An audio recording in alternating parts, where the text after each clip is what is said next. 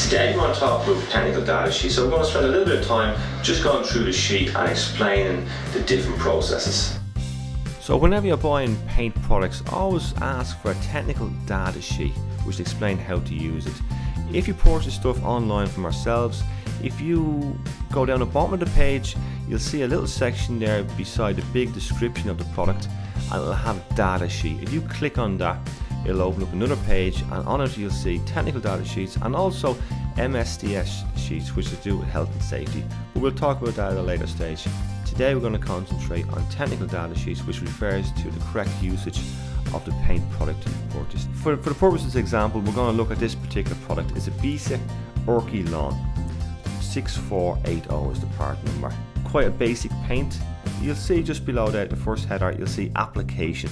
So this is going to refer to how you apply the paint and what it basically goes on to. So here it has specifically developed for painting and labelling PVC tilts. Outstanding for its quick drying, flexible and adhesion.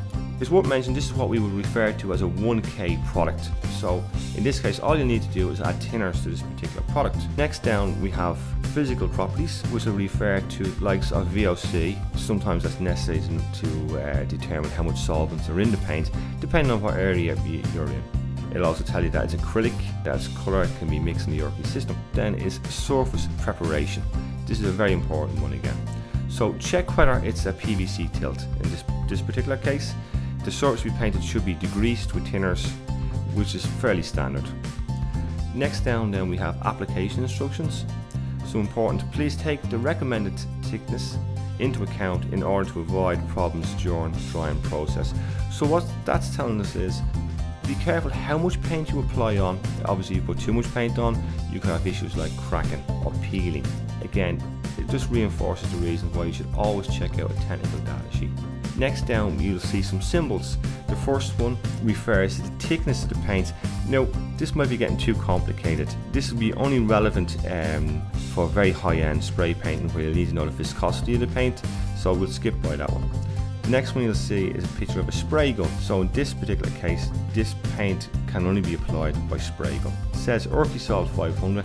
The manufacturer is referring to the type of thinners you put into the paint, and below it he's saying 60 to 70% thinners.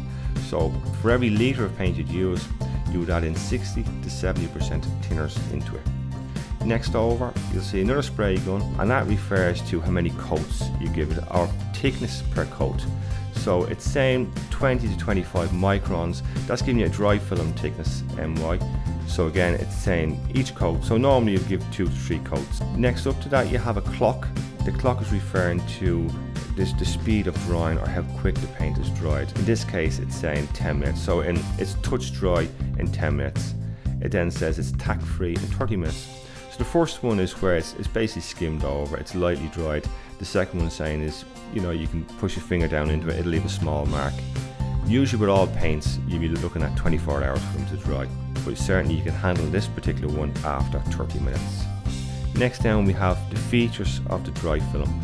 This is going on about how much paint you need, the coverage of the paint. So it has theoretical yield. It's measured in meters square per litre.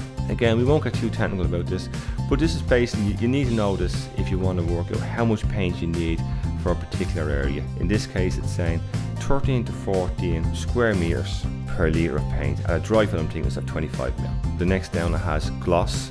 So it's telling you how shiny the paint is going to be when it is totally dried. It's saying the gloss level, which is measured again in percentages, it's saying between 55 and 65%. Down from that, second layer. So it's saying 1 hour. So basically after an hour of drying at 20 degrees, which is the industrial standard, you can then apply a second layer. And below it again is storage, and that's fairly explains itself. Okay, that was a quick look at technical data sheets. As I say, it's well worth looking at the technical data sheet. Don't be daunted by them. It's worth spending a few minutes flicking through, whether you have to paint ourselves or elsewhere. It's good practice just to do that. Because if you don't follow the instructions, you could end up in trouble and you could waste a lot of money and time. So please feel free to contact ourselves at vinnybourne.com, sales@vinnybourne.com, or ring us, and we're going to be glad to help you.